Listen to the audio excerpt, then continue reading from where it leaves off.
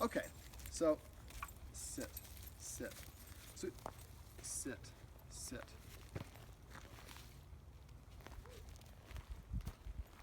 Sit. Well, not going to help for her because she's deaf. But again, they're coming already, you know, because we started petting with a purpose, they're already starting to come over and sit as opposed to jump up on me, even though I have probably the best treats that they've ever had and that they can really smell. Now again, if you call one and they don't come, start lowering it. When they get to where you want, go over their head. Come. Now she started staring at me and she was doing it slow. So I averted my gaze this way. I held my arm out to the side. To a dog, this is confrontational. This is approachable. This is defenseless behind you.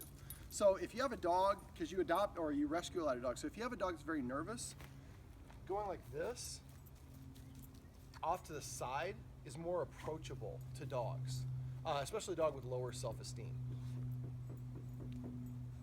Sit. Sit, sit, sit. Now, a lot of times what I'll do is I'll use one treat when I have multiple dogs, and I create competition to be obedient, like I talked a little bit in the other video. Now, she is trying to control things, and part of it might be because she's deaf, so she's a little bit reactive because she's trying to compensate, and she gets startled and spooked. Sometimes a dog just comes out of nowhere, and the reaction is to snip or bite. But her energy to me looks pretty good. I'm giving her eye contact. She's not directly challenging me for it. She's looking at me and looking away. Sit, sit, sit.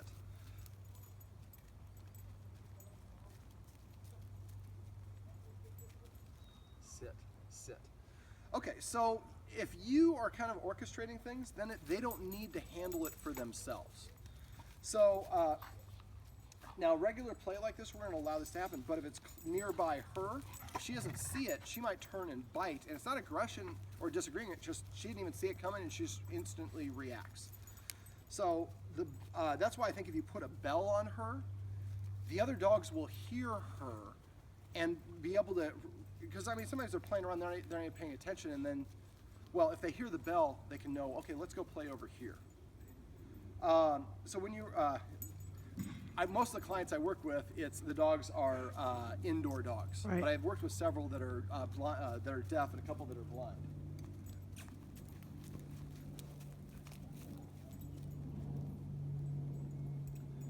Now in that case, she didn't want to come.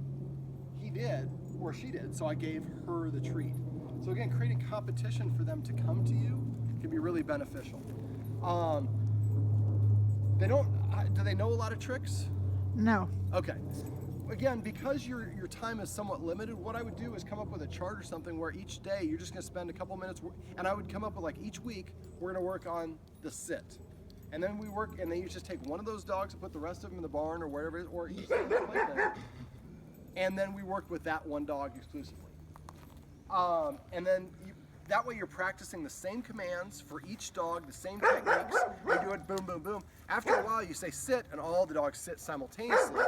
But every time you sit and you reward them, you help kind of change the leader to follower dynamic the way that you want it to be. I want them to love you, trust you, and most importantly, respect you. Little business over there. All right, so that's it for this little video.